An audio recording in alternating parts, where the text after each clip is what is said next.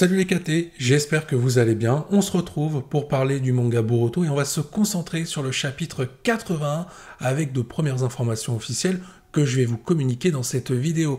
On va parler de plein de choses, on va parler de Boruto, de Sasuke ou encore d'Ellipse. On voit tout ça dans quelques instants car vous connaissez la tradition.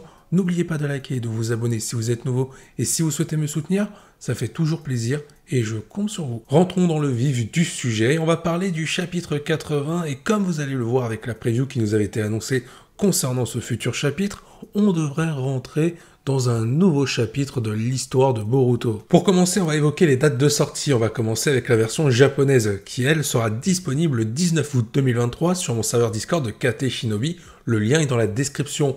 Pour ce qui est de la version anglaise et espagnole qui sortira sur le site Manga Plus à 17 h, elle sera disponible le 20 août 2023. Et pour ceux qui veulent absolument la version française, vous l'aurez le même jour, le 20 août 2023 à 20 h sur le site Isneo ou sur mon serveur Discord de KT Shinobi si vous ne souhaitez pas prendre d'abonnement chez Isneo, mais c'est toujours bien de soutenir ceux qui font les traductions en version française afin de leur donner de la force. Du coup, vous l'avez compris avec les dates de sortie, quoi qu'il arrive, le chapitre 81 sortira au mois d'août 2023 et notamment pour la version anglaise et espagnole sur le site Manga Plus, je le répète, le 20 août. Et il ne sortira pas, par rapport à ce que certains ont pu dire, il ne sortira pas au mois de mai. La reprise du manga Boruto aura lieu quoi qu'il arrive au mois d'août 2023 et pas avant. On passe maintenant à la preview qui va concerner le chapitre 81 qui nous avait été laissé en fin de chapitre 80. Faire en sorte que cela se termine par une querelle entre frères en tant que Shinobi héritier des flammes et de la volonté. Vous l'aurez compris, cette première partie de preview concerne le personnage de Boruto qui va tout faire pour restituer la vérité dans les souvenirs que peuvent avoir actuellement les shinobi suite au pouvoir d'Eda qui a été déclenché à cause de la volonté de Kawaki. La volonté de Boruto va donc s'opposer à la volonté de Kawaki. En ce qui concerne la deuxième partie de la preview, l'histoire avance vers un nouveau chapitre. Cette deuxième phrase semble indiquer qu'on se rapproche de plus en plus de l'ellipse, si ce n'est qu'on y est déjà. Mais avant d'évoquer un petit peu plus ces sujets-là en détail, on va parler des potentiels événements qui pourraient avoir lieu dans ce chapitre 80. Déjà, le rôle de Kawaki, que va-t-il faire? Quelles sont ses actions? On l'a vu dans le chapitre 80. Cette vie-là, cette histoire qui a été modifiée dans la tête des shinobi, pour lui, en sa faveur, ça l'arrange. Au final, lui, il est content de se retrouver dans une situation comme ça pour pouvoir mener à bien ses objectifs, et notamment l'objectif de tuer Boruto. Bien sûr, on va suivre aussi d'autres personnages qui vont avoir un rôle important vis-à-vis de Boruto. On parle bien entendu des personnages de Sarada et de Sumire non affectés par le pouvoir d'Eda. On peut supposer que dans un premier temps, Sarada et Sumire, sans dire qu'elles ne sont pas affectées par le pouvoir d'Eda, elles vont peut-être tenter de raisonner le personnage de Kawaki, mais vont s'apercevoir que ça ne sert à rien. Par contre, ce qui va être très intéressant, je pense que Sarada va jouer le rôle d'une double espionne. Elle va être au village de Konoha et transmettre en même temps des informations à Sasuke par rapport à la situation de Boruto. Évidemment, pour Sarada, on en attend un petit peu plus en termes de développement, surtout avec le chapitre 80 qui nous a montré l'éveil de son mangako Sharingan. On veut en savoir plus sur les compétences de la pupille qui a développé, qui a fait évoluer Sarada. Pour le personnage de Sumire, je pense qu'elle sera plus proche d'Amado par rapport à ce qui se passe concernant Kawaki. Parce que oui, il y a un personnage qu'il faut pas oublier, surtout pas oublier, c'est le personnage d'Amado. Lui, son objectif, on le rappelle, c'est d'utiliser le Kama de Kawaki, avec toutes les expériences qu'il lui a fait, pour tout simplement tenter de ramener sa fille à la vie par la suite. Sauf que le souci, c'est qu'il y a eu un bouleversement dans la tête des shinobi dans leurs souvenirs, et peut-être qu'Amado a été également affecté par le pouvoir d'Eda, ce qui voudrait dire que l'histoire entre Boruto et Kawaki dans sa tête a aussi été inversée. Et donc Amado n'a plus besoin de Kawaki selon lui, mais il a besoin de Boruto. Sauf que là, problème, Boruto n'est plus au village de Konoha, il est aux côtés de Sasuke. Au final, ce retournement de situation n'arrange pas les affaires d'Amado. Je précise, s'il est affecté, s'il ne l'est pas, ça ne change rien en ses plans puisque Kawaki est au village de Konoha. Mais là, on pourrait prendre une situation où Amado est bel et bien affecté et il a besoin, quoi qu'il arrive, du personnage de Boruto. Imaginez Amado prêt à trahir Konoha en voulant se rallier au personnage de Boruto et de Sasuke. Parce qu'au final, tous les personnages qui vont s'allier à Boruto seront vus comme des traîtres. Même si le contexte paraît différent, la situation dans laquelle pourrait se retrouver Amado pourrait ressembler à la situation d'un personnage qu'on a connu auparavant dans l'univers de Naruto, celle d'Itachi Uchiwa, parce qu'en effet, Itachi, par rapport à de nombreux shinobi, il a été vu comme un traître ayant tué tout le clan Uchiwa.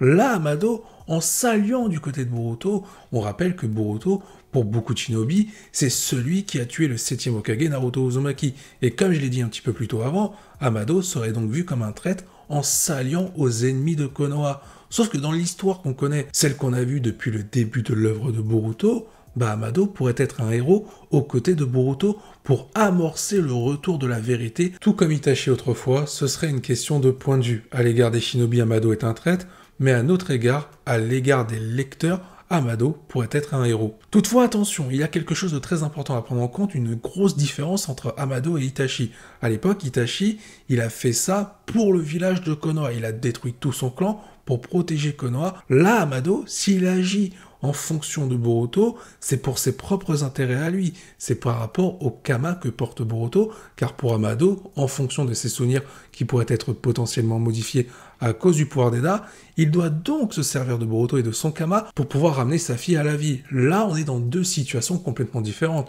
On est sur un personnage Itachi qui était altruiste et un personnage d'Amado qui lui est égoïste par rapport à ce qu'il souhaite. Donc oui, dans un premier temps, il pourrait être vu comme un héros en aidant Boruto, sauf que dans la suite de l'œuvre de Boruto, ça pourrait être différent. On rappelle qu'Amado a de nombreux secrets dissimulés, à la fois autour de Kajin Koji ou encore autour de Shiba Yototsuki. Parlons maintenant du personnage de Boruto, parce que forcément, c'est son histoire, mais tous les éléments récents tournent autour de lui. Il va devoir s'aguerrir pour devenir plus fort afin de faire face aux nombreux défis qui l'attendent, mais surtout, le plus gros des défis, restituer la vérité au sein du monde shinobi. Mais pour y arriver, il doit devenir plus fort, comme je l'ai dit, sinon ça ne sert à rien. Il doit faire face aux shinobi qui voudront le neutraliser, ou encore il devra peut-être faire face au personnage de Code qui voudra s'en prendre à lui. Le personnage de Sasuke, son sensei habituellement, va tout faire pour l'entraîner et l'aider dans ses objectifs, car Sasuke a promis à Sarada que quoi qu'il arrive, même s'il doit perdre la vie, il aidera Boruto. Donc déjà, il y a quelque chose de très intéressant à prendre en compte, c'est que Sasuke,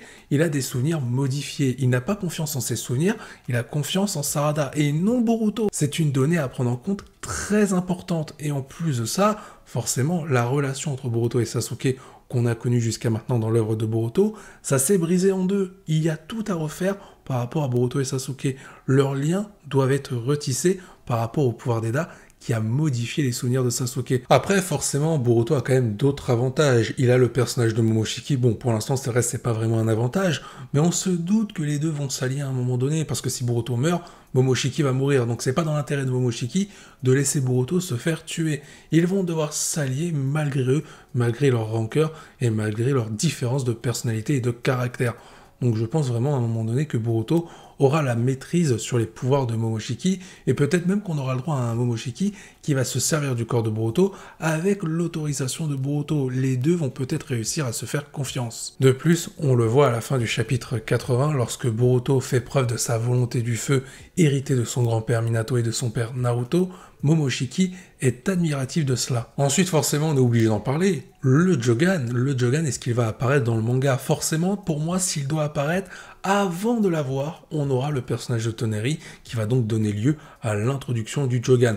Par rapport aux événements et par rapport au fait qu'on est proche de l'ellipse, techniquement, le Jogan doit arriver très rapidement dans l'œuvre de Boruto pour ce qui est de la partie manga. Si ça n'arrive pas après l'ellipse, je pense que le Jogan n'apparaîtra pas dans le manga. Parlons de Code désormais, je l'ai évoqué un petit peu il y a quelques secondes, le personnage de Code qui pourrait se retrouver confronté au personnage de Boruto. Mais je sais qu'il y a quelques théories qui disent que Code pourrait se retrouver face à Konoha, mais pas n'importe quel Konoha, le Konoha version Kawaki par rapport au pouvoir d'Eda. Donc là, ce seraient les shinobi de Konoha avec Kawaki en allié qui devront faire face à Code.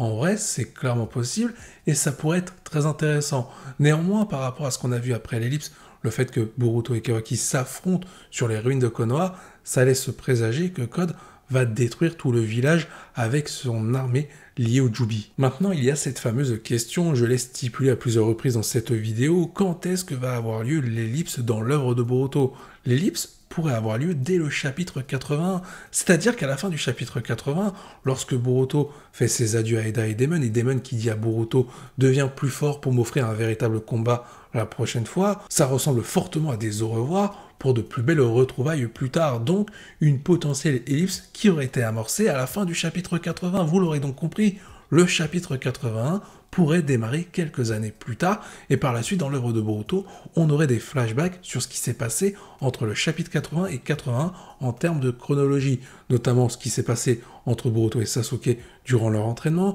ce qui s'est potentiellement passé au sein du village de Konoha et pourquoi il pourrait être détruit. Donc là, on aurait des flashbacks autour de différents combats avec le personnage de Code qui attaque Konoha et qui fait face à d'autres shinobi. Honnêtement, on pourrait avoir un scénario comme ça. Ou alors le chapitre 81 pourrait se conclure avec l'ellipse lorsque Code arrive devant le village de Konoha prêt à le détruire. Après, il n'est pas impossible que l'ellipse arrive beaucoup plus tard, parce qu'encore une fois, la deuxième partie de la preview du chapitre 81, l'histoire avance vers un nouveau chapitre, on n'est pas encore à ce nouveau chapitre, on y est presque, donc certainement qu'on aura peut-être encore 2-3 chapitres avant l'ellipse. Je vous invite d'ailleurs à donner votre avis en commentaire par rapport à ça. Est-ce que vous pensez que l'ellipse va arriver dans le chapitre 81 ou alors dans un autre chapitre?